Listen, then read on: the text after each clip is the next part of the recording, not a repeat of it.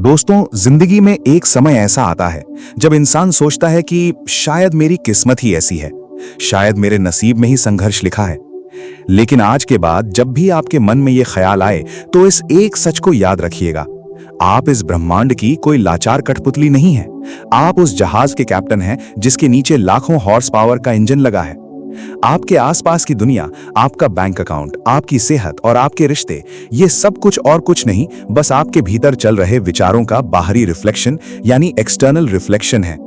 दुनिया में कोई भी इंसान, कोई भी बॉस, कोई भी बीमारी आपको तब तक नहीं हरा सकती जब तक आप खुद अपने दिमाग में हार ना मान ले। जिस दिन आपने अपने चेतन मन के पहरेदार को जगा लिया, उस दिन से दुनिया की कोई भी नकारात्मक बात आपके अवचेतन मन के खजाने तक नहीं पहुंच पाएगी। आप वो इंसान नहीं हैं जो हालातों का शिकार हो जाए, आप वो इंसान हैं जो अपने विचारों से अपने हालात खुद बनाता है। इंसानी दिमाग एक दिन में लगभग 60,000 से भी ज्यादा विचार पैदा करता है, लेकिन विज्ञान और मनोविज्ञान का सबसे डरावना सच ये है कि उन विचारों में से 95% विचार बिल्कुल वही होते हैं जो आपने कल सोचे थे। और उससे भी ज्यादा खौफनाक बात, उन 95% फैसलों और विचारों को आप खुद कंट्रोल नहीं कर रहे हैं। आपके भीतर एक अदृश्य ऑटो पायलट बैठा है। ये ऑटो पायलट हर सेकंड आपके फैसले ले रहा है, आपके डर को जन्म दे रहा है और आपकी पूरी किस्मत लिख रहा है, और आपको इसकी भनक तक नहीं है। आप कितनी भी किताबें पढ़ लें, कितने भी मोटिवेशनल वीडियो देख लें, लेकिन जब तक इस अदृश्य ऑटो पायलट की प्रोग्रामिंग नहीं बदलती, आपकी जिंदगी का पैटर्न कभी नहीं बदलेगा। आज के इस एपिसोड में हम जानेंगे कि कैसे आप अपने ही दिमाग की इस सीक्रेट प्रोग्रामिंग को हैक कर सकते हैं। आखिर क्यों कुछ लोग बिना ज्यादा संघर्ष किए सब कुछ हासिल कर लेते हैं? क्यों आप बार बार एक ही तरह की गलतियों और परेशानियों के चक्रव्यूह में फंस जाते हैं? और कैसे आपकी सबसे गहरी छिपी हुई आदतें आपके शरीर की गंभीर बीमारियों तक को जन्म दे सकती हैं? आखिर ऐसा कैसे हो सकता है? क्यों एक इंसान की सिर्फ एक सोच उसकी जान ले सकती है? क्यों कुछ लोग भयंकर बीमारियों से बिना किसी चमत्कारिक दवा के ठीक हो जाते हैं? क्यों दुनिया के कुछ सबसे महान वैज्ञानिक अपने सबसे बड़े आविष्कार नींद में करते हैं? क्या ये सब सिर्फ किस्मत है? नहीं, ये एक साइंस है, एक ऐसा विज्ञान जिसे अगर आप समझ लें तो आप अपनी रियलिटी को अपनी मर्जी से डिजाइन कर सकते हैं। आज हम सिर्फ हवाई मोटिवेशन की बात नहीं करेंगे, बल्कि ह्यूमन साइकोलॉजी और माइंड की उस गहरी प्रोग्रामिंग को डिकोड करेंगे जो आपको या तो आबाद कर रही है या फिर चुपचाप बर्बाद। आज के इस एपिसोड में हम जानेंगे कि कैसे आपके ही दिमाग का एक हिस्सा आपकी हर बात सच मान लेता है, क्यों बहुत ज्यादा समझदार लोग अक्सर अपनी ही जिंदगी में फंस जाते हैं, और रात को सोने से ठीक 5 मिनट पहले ऐसा क्या होता है जो आपका पूरा भविष्य तय कर रहा है। क्या आपने कभी सोचा है कि जब आप सोते हैं तो आपके दिल को कौन धड़काता है? आपके फेफड़ों में सांस कौन भरता है? आपका खाना कौन पचाता है? आपका सबकॉन्शियस माइंड। वो कभी नहीं सोता, वो 24 घंटे सातों दिन काम करता है। इतिहास के सबसे महान केमिस्ट्स में से एक ऑगस्ट केक्यूले सालों से बेंजीन का केमिकल स्ट्रक्चर खोजने में परेशान थे। उन्होंने सब कुछ ट्राई कर लिया, पर लॉजिकल दिमाग हार मान चुका था। एक रात वो आग के पास बैठे बैठे सो गए। सपने में उन्होंने एक सांप को अपनी ही पूंछ काटते हुए देखा। वो झटके से उठे और उन्हें बेंजीन का रिंग स्ट्रक्चर मिल गया। Sleep is for council, prior to sleep turn over your requests to your subconscious mind. यानी नींद सलाह के लिए है, सोने से पहले अपनी इच्छाओं को अपने अवचेतन मन को सौंप दें। रात को सोने से ठीक 5 मिनट पहले का समय आपके पूरे दिन का सबसे क्रिटिकल समय होता है। इस वक्त आपका लॉजिकल मन सो रहा होता है और अवचेतन मन का दरवाजा पूरी तरह खुला होता है। लेकिन आज के मॉडर्न इंसान क्या करते हैं? सोने से ठीक पहले मर्डर मिस्ट्री देखते हैं, दुख भरी न्यूज पढ़ते हैं या अपनी लाइफ की परेशानियों के बारे में सोचते हुए सोते हैं। आप जाने अनजाने में अपने सबकॉन्शियस को आदेश दे रहे हैं कि पूरी रात इस कचरे पर काम करो और कल सुबह मुझे और ज्यादा परेशान उठाना। आज रात जब आप बिस्तर पर लेटें तो अपने शरीर को बिल्कुल ढीला छोड़ दें, गहरी सांसें लें और एक सिंगल शब्द को लोरी की तरह दोहराएं, हेल्थ, वेल्थ, पीस। यानी स्वास्थ्य, संपत्ति, शांति। इसे तब तक दोहराते रहें जब तक आपको नींद ना आ जाए। ये सीधा आपके इंजन रूम में दिया गया कमांड है। इस ऑडियो बुक को अंत तक जरूर सुनिएगा, क्योंकि आगे आने वाला हर एक लेसन आपकी जिंदगी, आपके पैसे और आपकी सेहत को देखने का नजरिया हमेशा के लिए बदल देगा। खासकर चैप्टर 3 और चैप्टर 5 को तो बिल्कुल मिस मत कीजिएगा, क्योंकि वही इस पूरी किताब का सबसे गहरा और अनसुना रहस्य है। Hello book bite audio family, स्वागत है आपका एक और माइंड बेंडिंग और लाइफ चेंजिंग सफर में। आज हम जिस किताब के पन्नों और इंसानी मनोविज्ञान की गहराइयों में उतरने वाले हैं उसका नाम है the power of your subconscious mind, जिसे डॉक्टर जोसेफ मर्फी ने लिखा है। हमेशा की तरह वीडियो को अंत तक देखिएगा, क्योंकि लास्ट में मैंने इस पूरी किताब का एक शॉर्ट समरी ब्लूप्रिंट भी दिया है जिसे आप अपनी डेली लाइफ में तुरंत अप्लाई कर पाएंगे। तो चलिए बिना किसी देरी के शुरू करते हैं। एक किसान के पास बहुत ही उपजाऊ जमीन है। वो उस जमीन में जो चाहे बो सकता है। वो चाहे तो गेहूं बोए या फिर कोई जहरीला पौधा। जमीन कभी उसे ये कहने नहीं आएगी कि अरे मूर्ख, तूने मुझ में जहर क्यों बोया। जमीन का काम सिर्फ उस बीज को पेड़ बनाना है। हमारा सबकॉन्शियस माइंड वो उपजाऊ जमीन है और हमारे विचार थॉट्स वो बीज हैं। You are the gardener and you are planting seeds of thought in your subconscious mind। यानी आप एक माली हैं और आप दिन भर अपने अवचेतन मन में विचारों के बीज बो रहे हैं। यहाँ एक बहुत बड़ा कॉग्निटिव बायस काम करता है जिसे कन्फर्मेशन बायस कहते हैं। जब आप बार बार खुद से कहते हैं मैं कभी अमीर नहीं बन सकता या मेरे रिश्ते हमेशा टूट जाते हैं, तो आपका दिमाग दुनिया में सिर्फ उन्हीं चीजों को ढूंढने लगता है जो आपकी इस बात को सच साबित करें। एक वाइल्ड लाइफ फोटोग्राफर का उदाहरण लेते हैं। अगर वो जंगल में सिर्फ सांप ढूंढने गया है तो उसे पेड़ों पर बैठे खूबसूरत पक्षी नजर नहीं आएंगे। उसका रेटिकुलर एक्टिवेटिंग सिस्टम सिर्फ खतरे पर फोकस करेगा। हमारा समाज बचपन से ही हमें डराता आया है, ये मत करो, वो मत करो, तुम फेल हो जाओगे। इस डर के कारण हम बिना सोचे समझे अपने दिमाग की जमीन में बबूल के बीज बोते चले जाते हैं और फिर उम्मीद करते हैं कि हमें आम मिलेंगे। जरा एक सेकंड के लिए रुकिए और खुद से पूछिए, नीचे कमेंट करके मुझे ईमानदारी से बताइए कि इस समय आपकी लाइफ का सबसे बड़ा डर या नेगेटिव विचार क्या है जो आपको लगता है कि आपने खुद अपने दिमाग में प्लांट किया है। लिखिए, क्योंकि जब तक आप बीमारी को पहचानेंगे नहीं, उसका इलाज नहीं होगा।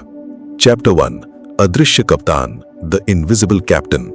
कल्पना कीजिए कि आप एक बहुत बड़े कमर्शियल हवाई जहाज के कॉकपिट में बैठे हैं। ये जहाज 35,000 फीट की ऊंचाई पर तूफानी बादलों के बीच उड़ रहा है। आप इस जहाज के कैप्टन हैं। आप सामने लगे बटनों को दबाते हैं और जहाज को दिशा देते हैं। लेकिन क्या असल में जहाज को आप उड़ा रहे हैं? नहीं, जहाज को उसके विशालकाय इंजन उड़ा रहे हैं जिनमें लाखों हॉर्स पावर की ताकत है।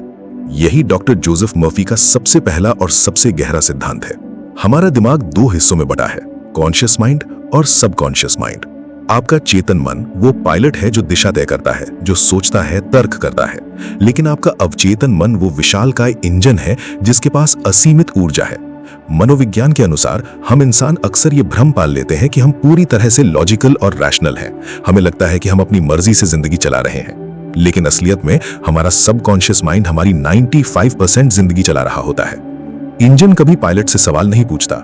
अगर पायलट गलती से जहाज को किसी पहाड़ की तरफ मोड़ दे तो इंजन ये नहीं कहेगा कि अरे वहां खतरा है। इंजन बस अपनी पूरी ताकत से जहाज को पहाड़ की तरफ ले जाएगा। ठीक इसी तरह आपका अवचेतन मन कभी आपसे तर्क नहीं करता। आप उसे जो भी सच मानकर सौंप देते हैं वो उसे आपकी हकीकत बनाने में जुट जाता है। क्या कभी आपने सोचा है कि क्यों बहुत ही इंटेलिजेंट और समझदार लोग भी बार बार अपनी जिंदगी बर्बाद करने वाले फैसले लेते हैं? इसके पीछे कॉन्फर्मेशन बायस नाम का एक साइकोलॉजिकल फिनोमिनन काम करता है। इंसान का अवचेतन मन जिन बातों को गहराई से मान लेता है, हमारा दिमाग दुनिया में सिर्फ उन्हीं चीजों को सच मानने लगता है और बाकी सबको इग्नोर कर देता है। अगर आपने अंदर ही अंदर ये मान लिया है कि मैं कभी सफल नहीं हो सकता, तो आपका चेतन मन यानी पायलट आपको ऐसे ही रास्ते पर ले जाएगा जहां आपको हार का सामना करना पड़े, ताकि आपका अवचेतन मन इंजन खुद को सही साबित कर सके।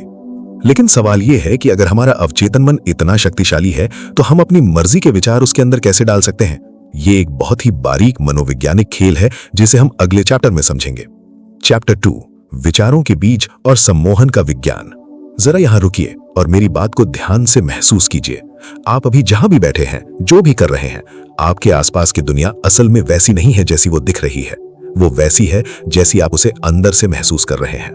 किताब में एक बहुत ही पावरफुल कोट है, your subconscious mind does not argue with you, it accepts what your conscious mind decrease. यानी आपका अवचेतन मन आपसे बहस नहीं करता। आपका चेतन मन जो भी आदेश देता है वो उसे चुपचाप स्वीकार कर लेता है। इसे एक अलग नजरिए से समझते हैं। मान लीजिए कि एक वाइल्ड लाइफ फोटोग्राफर अफ्रीका के खतरनाक जंगलों में खूंखार शेरों की तस्वीरें खींच रहा है। अगर उसके दिमाग में पल भर के लिए भी खौफ आ जाए तो उसकी बॉडी लैंग्वेज बदल जाएगी। उसके शरीर से डर के केमिकल्स रिलीज होने लगेंगे और शेर उस डर को सूंघ कर उस पर हमला कर देंगे। लेकिन अगर वो शांत है, उसे यकीन है कि वो सुरक्षित है, तो उसके शरीर का हर एक सेल उसी शांति को रेडिएट करेगा और जानवर उसे खतरा नहीं मानेंगे। हमारा अवचेतन मन भी उसी शेर की तरह है। वो आपके शब्दों को नहीं सुनता, वो आपकी गहरी भावनाओं को सूंघता है। यहाँ इंसान का बिहेवियरल साइकोलॉजी एक बड़ा खेल खेलता है। हम इंसान नेगेटिविटी बायस के शिकार होते हैं। हमारी सोसाइटी, हमारी न्यूज और हमारा माहौल हमें हर वक्त डरा कर रखता है। नौकरी चली जाएगी, बीमारी आ जाएगी, पैसे खत्म हो जाएंगे। जब आप इन डरावने विचारों पर लगातार ध्यान देते हैं तो आप अनजाने में ही अपने अवचेतन मन को ऑटो सजेशन दे रहे होते हैं, और आपका अवचेतन मन एक वफादार नौकर की तरह आपकी जिंदगी में वही हालात पैदा करना शुरू कर देता है। दोस्तों, नीचे कमेंट करके मुझे अभी बताइए, इस समय आपकी लाइफ में ऐसा कौन सा एक डर है जो आपके अवचेतन मन में घर कर गया है? क्या वो करियर का डर है या किसी रिश्ते के टूटने का? उसे लिखिए, क्योंकि जब तक आप उसे स्वीकार करते हैं तभी आप उसे बदल सकते हैं। दोस्तों, आप तक ये गहरी और जिंदगी बदलने वाली नॉलेज पहुंचाने में हमें बहुत रिसर्च और मेहनत लगती है। अगर आपको ये वीडियो अब तक थोड़ी सी भी वैल्यू दे रही है तो प्लीज इस वीडियो को लाइक करें और चैनल को सब्सक्राइब जरूर करें, ताकि हम ऐसे ही पावरफुल ऑडियो बुक्स आपके लिए लाते रहें। चैप्टर 3, हीलिंग ऑटो पायलट, शरीर और दिमाग का रहस्य। मैंने आपसे शुरुआत में कहा था कि ये चैप्टर मिस मत कीजिएगा, क्योंकि अब हम जो बात करने वाले हैं वो विज्ञान और चमत्कार के बीच की पतली सी लकीर है। डॉक्टर मर्फी इस किताब में बताते हैं कि हमारे शरीर को बनाने वाला भी हमारा अवचेतन मन ही है, और इसे ठीक करने की ताकत भी उसी के पास है। इतिहास के पन्नों में जाएं तो 19वीं सदी में जेम्स ब्रेड नाम के एक स्कॉटिश सर्जन हुआ करते थे। उस जमाने में एनेस्थीसिया यानी बेहोश करने की दवा का आविष्कार नहीं हुआ था। सर्जरी करना किसी मौत की सजा से कम नहीं था। लेकिन जेम्स ब्रेड ने एक ऐसा तरीका खोजा जिससे उन्होंने सैकड़ों मरीजों की दर्द रहित सर्जरी की। वो तरीका क्या था? सम्मोहन और अवचेतन मन की ताकत। वो अपने मरीजों के अवचेतन मन में ये बात इतनी गहराई से डाल देते थे कि उन्हें कोई दर्द नहीं होगा, कि उनका पूरा शरीर पूरी तरह से सुन्न हो चुका है। और हैरानी की बात यह थी कि मरीजों के शरीर से खून बहना भी कम हो जाता था, और सर्जरी के बाद इन्फेक्शन रेट लगभग 0 था। आज का मॉडर्न मेडिकल साइंस इसे प्लेसिबो इफेक्ट कहता है। मनोविज्ञान हमें बताता है कि हमारा शरीर हमारे दिमाग का एक आईना है। जब आप लगातार तनाव में रहते हैं तो आपका दिमाग कोर्टिसोल नाम का स्ट्रेस हार्मोन छोड़ता है, जो आपके शरीर की इम्यूनिटी को नष्ट कर देता है। बहुत से पढ़े लिखे और बुद्धिमान लोग खुद को ही बीमार कर लेते हैं, क्योंकि वो लगातार अपनी बीमारियों के बारे में पढ़ते हैं, सोचते हैं और डरते हैं। इसे नोसीबो इफेक्ट कहते हैं, यानी जब आपका नकारात्मक विश्वास आपको बीमार कर दे। रात को सोने से ठीक 5 मिनट पहले का समय आपके अवचेतन मन का दरवाजा होता है। उस वक्त आपका चेतन मन यानी लॉजिक सो रहा होता है। उस समय खुद से सकारात्मक बातें कहीं, मेरा शरीर पूरी तरह से खुद को हील कर रहा है। इसे सिर्फ बोले नहीं, महसूस करें। शरीर को हील करना तो हमने सीख लिया, लेकिन क्या आपको पता है कि हमारे अवचेतन मन में पैसों को लेकर सबसे ज्यादा कचरा भरा होता है? आइए देखते हैं कि क्यों कुछ लोग बहुत टैलेंटेड होकर भी जिंदगी भर गरीबी से जूझते हैं। चैप्टर 4, अमीरी का ब्लूप्रिंट। एक बहुत ही कड़वा सच सुनिए, आप जितना पैसा कमाना चाहते हैं, असल में आपका अवचेतन मन उससे नफरत करता है। चौंक गए? जरा सोचिए, एक बहुत ही शानदार और ब्रिलियंट आर्टिस्ट है जिसकी पेंटिंग्स में जादू है, लेकिन वो एक छोटे से कमरे में रहता है और पाई पाई को मोहताज है। वहीं दूसरी तरफ एक साधारण सा ठेले वाला स्ट्रीट वेंडर है जिसके पास कोई बड़ी डिग्री नहीं है, लेकिन वो देखते ही देखते करोड़ों का एम्पायर खड़ा कर देता है। ऐसा क्यों होता है? यहां काम आता है कॉग्निटिव डिसोनेंस यानी संज्ञानात्मक असंगति। बचपन से हमारी सोसाइटी ने हमारे दिमाग में कुछ बातें गहराई से डाल दी है। पैसा ही सारे फसाद की जड़ है, अमीर लोग लालची होते हैं, पैसा पेड़ों पर नहीं उगता। आपका चेतन मन कहता है मुझे अमीर बनना है, मुझे फाइनेंशियल फ्रीडम चाहिए, लेकिन आपका अवचेतन मन कहता है पैसा बुरा है, अगर तुम अमीर बने तो लोग तुमसे नफरत करेंगे। और जैसा कि मैंने पहले बताया, अवचेतन मन हमेशा जीतता है। आप चाहे कितनी भी मेहनत कर ले, अगर आपके अंदर पैसे को लेकर गिल्ट है तो आपका अपना ही दिमाग आपको ऐसे मौके गंवाने पर मजबूर कर देगा जहां से पैसा आ सकता था। Wealth is simply a subconscious conviction on the part of the individual, यानी अमीरी सिर्फ और सिर्फ एक व्यक्ति के अवचेतन मन का एक दृढ़ विश्वास है। डॉक्टर मर्फी कहते हैं कि पैसे से प्यार करना सीखिए। जब आप किसी दूसरे की सफलता या अमीरी को देखकर ईर्ष्या करते हैं तो आप असल में अपने अवचेतन मन को यह संदेश दे रहे होते हैं कि पैसा बुरी चीज है, और आपका दिमाग बुरी चीजों को आपसे दूर रखता है। दौलत को एक बहती हुई नदी की तरह देखें जिसे हर किसी तक पहुंचना है। चैप्टर 5, अदृश्य जहर और आजादी का विज्ञान। सोचकर देखिए, एक डीप सी डाइवर समुद्र की गहराइयों में गोता लगाता है। उसके पास ऑक्सीजन सीमित है, लेकिन उसने अपने कमर से भारी पत्थरों को बांध रखा है। अगर वो उन पत्थरों को नहीं खोलेगा तो वो कभी सतह पर नहीं आ पाएगा और वहीं डूबकर मर जाएगा। हमारी जिंदगी में वो पत्थर हैं हमारे पुराने गिले शिकवे, हमारा गुस्सा और दूसरों को माफ ना कर पाने की जिद। हम इंसानों की एक बहुत अजीब फितरत है। हम अपने साथ हुए बुरे बर्ताव को, धोखे को, इंसल्ट को अपने दिल में किसी बेशकीमती तजारे की तरह सहेज कर रखते हैं। मनोविज्ञान कहता है कि हम विक्टिम मेंटालिटी में एक अजीब सा सुकून ढूंढ लेते हैं। हमें लगता है कि किसी को माफ ना करके हम उसे सजा दे रहे हैं, लेकिन असलियत यह है कि आपके अवचेतन मन को यह नहीं पता कि आप गुस्सा किस पर कर रहे हैं। जब आप नफरत महसूस करते हैं तो आपका अवचेतन मन उस जहर को आप ही के शरीर और आप ही की किस्मत में घोलने लगता है। माफ न करना खुद जहर पीकर दूसरे के मरने की उम्मीद करने जैसा है। डॉक्टर मर्फी स्पष्ट कहते हैं कि क्षमा करना यानी फॉरगिवनेस कोई आध्यात्मिक काम नहीं है, ये एक विशुद्ध स्वार्थ यानी सेल्फिश काम है। आपको दूसरों को इसलिए माफ नहीं करना क्योंकि वो सही थे, बल्कि इसलिए माफ करना है क्योंकि आपको अपना अवचेतन मन साफ रखना है। जब तक आप पुरानी नफरत को जाने नहीं देंगे, तब तक नई सफलता, नई सेहत और नई खुशी आपके जीवन में प्रवेश नहीं कर सकती। उस डाइवर की तरह अपनी नफरत के भारी पत्थरों को खोल दीजिए और सतह की ओर तैरिए। दोस्तों, अगर मैं इस पूरी किताब के असीम ज्ञान को कुछ बिंदुओं में समेटना चाहूं तो ये समरी आपके बहुत काम आएगी। इसे अपने दिमाग में हमेशा के लिए बिठा लीजिए। रूल नंबर 1, आपका अवचेतन मन मिट्टी है और आपका चेतन मन बीज है। आप जैसे विचार बोएंगे वैसा ही भविष्य काटेंगे। रूल नंबर 2, सोने से पहले के 5 मिनट आपके जीवन के सबसे महत्वपूर्ण पल होते हैं। कभी भी डर या चिंताओं के साथ मत सोइए।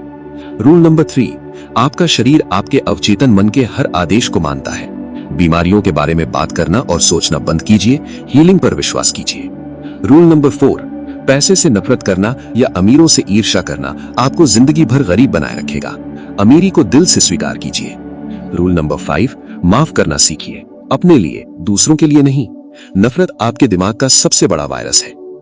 इस दुनिया में कोई भी बाहरी ताकत आपको तब तक नहीं हरा सकती जब तक आपका खुद का अवचेतन मन आपके खिलाफ खड़ा ना हो जाए। आप अपने भाग्य के निर्माता हैं। अपने विचारों को बदलिए और आपकी दुनिया खुद ब खुद बदल जाएगी। क्या आपने कभी इस बात पर गौर किया है कि जब एक बच्चा जन्म लेता है तो उसके अंदर सिर्फ 2 तरह के डर प्राकृतिक रूप से मौजूद होते हैं। पहला गिरने का डर यानी फियर ऑफ फॉलिंग, और दूसरा तेज आवाज का डर यानी फियर ऑफ लाउड नॉइजेस। बस इसके अलावा आपको आज जिस भी चीज से डर लगता है, चाहे वो फेल होने का डर हो, अकेले रह जाने का डर हो, स्टेज पर बोलने का डर हो या समाज क्या कहेगा इसका डर हो, वो सारे के सारे डर आपके अवचेतन मन में किसी और ने प्लांट किए हैं। वो असली नहीं है, वो सिर्फ एक इल्यूजन है जिसे आपके दिमाग ने हकीकत मान लिया है। अगर पहले भाग में हमने ये समझा था कि हमारा अवचेतन मन काम कैसे करता है, तो आज के इस पार्ट 2 एपिसोड में हम उस गहरे अंधेरे में उतरने वाले हैं जहां आपके सबसे बड़े डर, आपके उलझे हुए रिश्ते और आपकी वो बुरी आदतें छिपी हैं जिन्हें आप चाह कर भी नहीं छोड़ पा रहे। आज हम मनोविज्ञान के उस स्तर को छुएंगे जहां से लौटना आपको एक बिल्कुल नया इंसान बना देगा।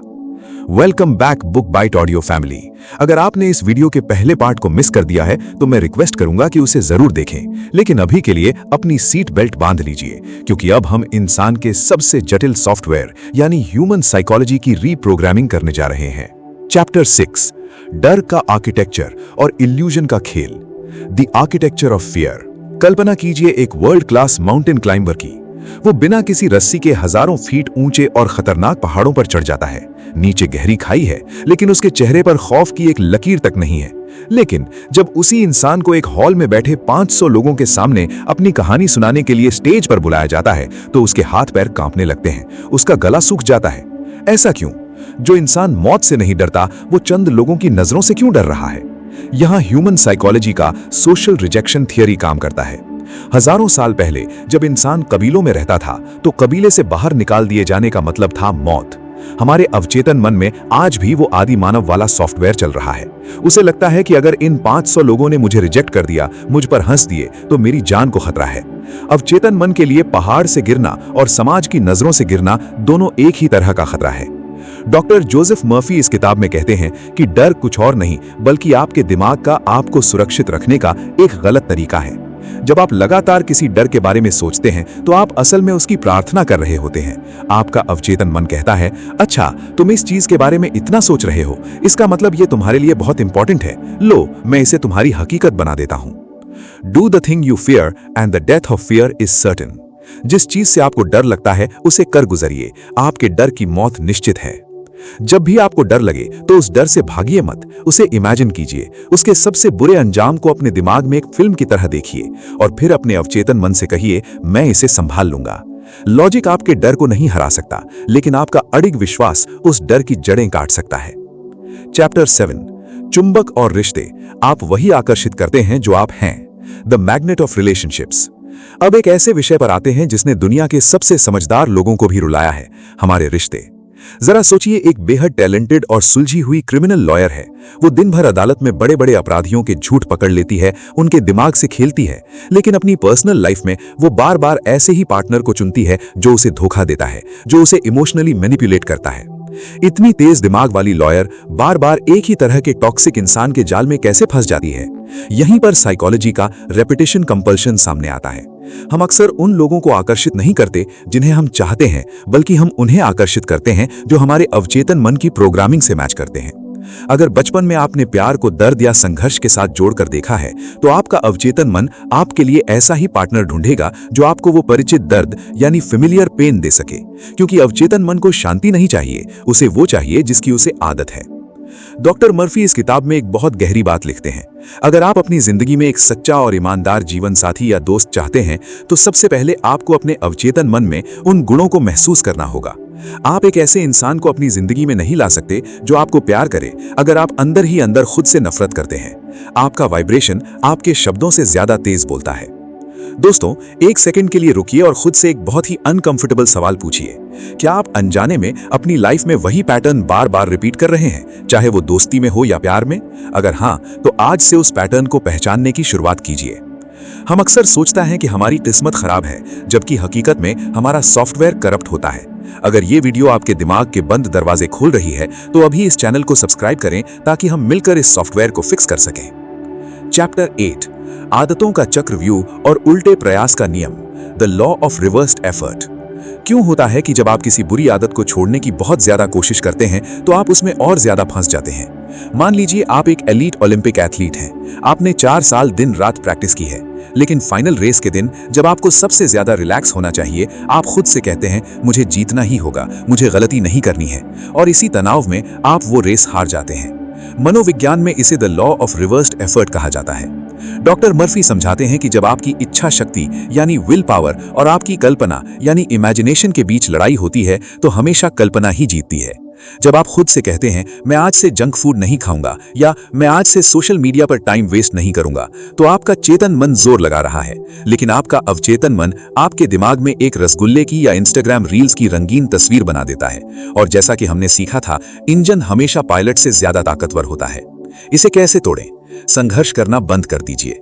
अवचेतन मन से जोर जबरदस्ती नहीं की जा सकती, उसे फुसलाना पड़ता है।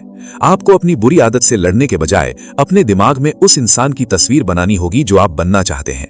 कल्पना कीजिए कि आप एक बहुत ही फिट और ऊर्जावान इंसान हैं। उस फीलिंग को महसूस कीजिए। जब आपकी कल्पना बदल जाएगी, तो आपकी आदतें बिना किसी मेहनत के, विल पावर के खुद ब खुद छूट जाएंगी।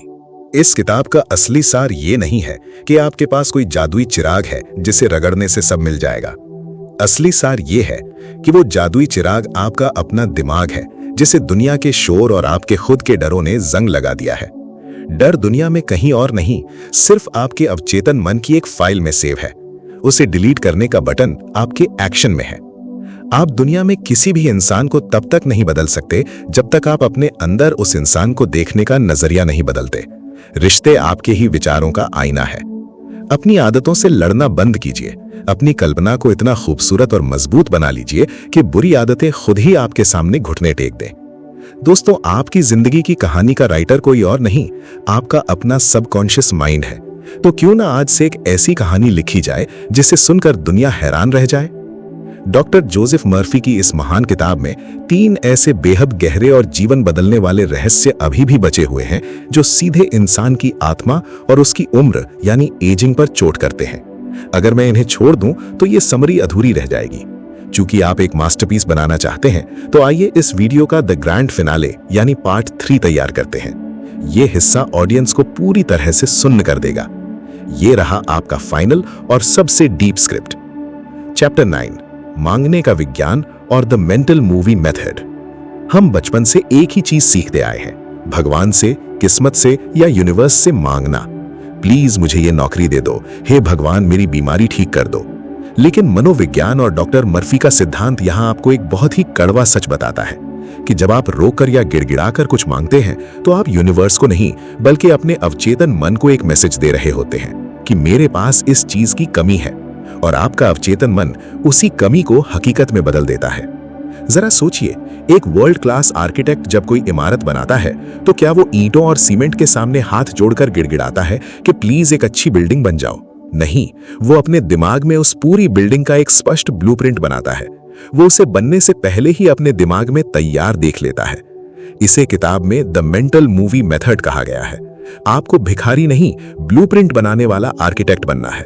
जब आप अपनी आंखें बंद करें तो ये मत सोचिए कि आपको क्या चाहिए, बल्कि अपने दिमाग में एक ऐसी फिल्म चलाइए जहां आपको वो चीज मिल चुकी है। अगर आप एक राइटर बनना चाहते हैं तो किताब छपने की दुआ मत मांगिए। आंखें बंद करके अपनी उंगलियों में उस छपी हुई नई किताब के पन्नों की महक को महसूस कीजिए। जब आप कमी यानी लैक के बजाय अधिकार यानी क्लेम की फ्रीक्वेंसी पर आते हैं तो आपका अवचेतन मन उस सच को फिजिकल रियलिटी में खींच लाता है। चैप्टर 10, दुख की लत और सेकेंडरी गेन का मनोविज्ञान। क्या आपने कभी किसी ऐसे इंसान को देखा है जो हमेशा अपनी परेशानियों का रोना रोता रहता है? आप उसे कितने भी अच्छे सॉल्यूशन दे दें, वो कोई ना कोई बहाना निकालकर वापस अपने दुख में चला जाता है। शायद हम में से बहुत से लोग अनजाने में ऐसा ही करते हैं। एक बहुत ही मशहूर स्टैंड अप कॉमेडियन का उदाहरण लेते हैं। वो मंच पर हजारों लोगों को हंसाता है, लेकिन अंदर से वो गहरी डिप्रेशन में है। उसे लगता है कि अगर वो असल जिंदगी में खुश हो गया तो उसकी कॉमेडी का वो तीखापन खत्म हो जाएगा। उसने अपने दुख को अपने टैलेंट से जोड़ लिया है। इसे साइकोलॉजी की भाषा में सेकेंडरी गेन कहते हैं। हम इंसान कई बार दुखी रहने का चुनाव इसलिए करते हैं क्योंकि दुख हमें कुछ फायदे देता है। बीमारी हमें लोगों की अटेंशन और हमदर्दी दिलाती है। असफलता हमें जिम्मेदारियों से भागने का बहाना देती है। आपका अवचेतन मन कहता है कि अगर खुश हो गए तो कोई तुमसे सहानुभूति नहीं दिखाएगा, लोग उम्मीदें पाल लेंगे। डॉक्टर मर्फी कहते हैं कि खुशी कोई मंजिल नहीं है, ये एक गहरी अवचेतन आदत यानी सबकॉन्शियस हैबिट है। जिस दिन आप अपने दिमाग से ये सेकेंडरी गेन का वायरस निकाल देंगे, जिस दिन आप ये तय कर लेंगे कि मुझे लोगों की दया नहीं, मुझे अपना सम्मान चाहिए, उस दिन आपके भीतर खुशी के केमिकल्स खुद ब खुद रिलीज होने लगेंगे। खुशी को हर सुबह ब्रश करने की तरह चुना जाता है। नीचे कमेंट करके सच सच बताइएगा, क्या आप अनजाने में अपने किसी दुख को इसलिए पकड़ कर बैठे हैं क्योंकि उससे आपको लोगों की सहानुभूति मिलती है? अगर हाँ, तो आज उस दुख को आजाद कर दीजिए। चैप्टर 11, उम्र का भ्रम और स्पिरिट की जवानी। किताब का सबसे आखिरी और सबसे हैरान कर देने वाला लेसन, उम्र, एजिंग। सोसाइटी ने हमारे दिमाग में एक टाइमर सेट कर दिया है। 25 में पढ़ाई, 30 में शादी, 40 में बीमारियां शुरू और 60 में रिटायरमेंट और बुढ़ापा। एक रिटायर्ड आर्मी जनरल की कहानी लीजिए। वो इंसान 60 साल की उम्र तक -डिग्री तापमान में जंगलों में तैनात था, एकदम फिट। लेकिन जैसे ही उसका रिटायरमेंट हुआ, अचानक 6 महीने के अंदर उसके घुटनों ने काम करना बंद कर दिया। वो लाठी के सहारे चलने लगा। क्या 6 महीने में उसका शरीर बूढ़ा हो गया? नहीं, उसके अवचेतन मन ने रिटायरमेंट को जिंदगी के अंत के रूप में मान लिया। साइंस आज इसे न्यूरोप्लास्टिसिटी कहती है। आपका दिमाग और शरीर उस दिन बूढ़ा नहीं होता जब आपके बाल सफेद होते हैं, वो उस दिन बूढ़ा होता है जब आप कुछ नया सीखना और सपने देखना बंद कर देते हैं। डॉक्टर मर्फी कहते हैं कि आपका अवचेतन मन कभी बूढ़ा नहीं होता, वो कालातीत है। धैर्य, दया, प्यार, इंसानियत और उत्साह, इन गुणों की कोई एक्सपायरी डेट नहीं होती। अगर आप 70 साल के हैं तो कोडिंग सीखिए, नई भाषा सीखिए। अपने अवचेतन मन को लगातार ये मैसेज देते रहिए कि पिक्चर अभी बाकी है। जिस इंसान के पास सुबह उठने का कोई लक्ष्य होता है, उसका अवचेतन मन उसके शरीर की कोशिकाओं को मरने नहीं देता। तो दोस्तों, अगर हम डॉक्टर जोसेफ मर्फी के इस पूरे जीवन दर्शन को एक आखिरी धागे में पिरोएं, तो वो धागा ये है: आप इस ब्रह्मांड में एक असहाय पत्ते की तरह नहीं है जिसे हवा कहीं भी उड़ा ले जाए। आप उस हवा के निर्माता हैं। मांगना बंद कीजिए, अपने हक को अपने दिमाग की स्क्रीन पर देखना शुरू कीजिए। दुख की लत से बाहर निकलिए, क्योंकि हमदर्दी से जिंदगी नहीं चलती, साहस से चलती है। और कभी किसी भी उम्र में अपने दिमाग को यह मत कहने दीजिए कि अब बहुत देर हो चुकी है। आपका सबकॉन्शियस माइंड एक ऐसा जिन है जो कभी सोता नहीं है, कभी थकता नहीं है। वो बस आपके हुक्म का इंतजार कर रहा है। आज से, अभी से उसे सही हुक्म देना शुरू कीजिए। दोस्तों, हमने साइकोलॉजी के गहरे समंदर में गोता लगा लिया।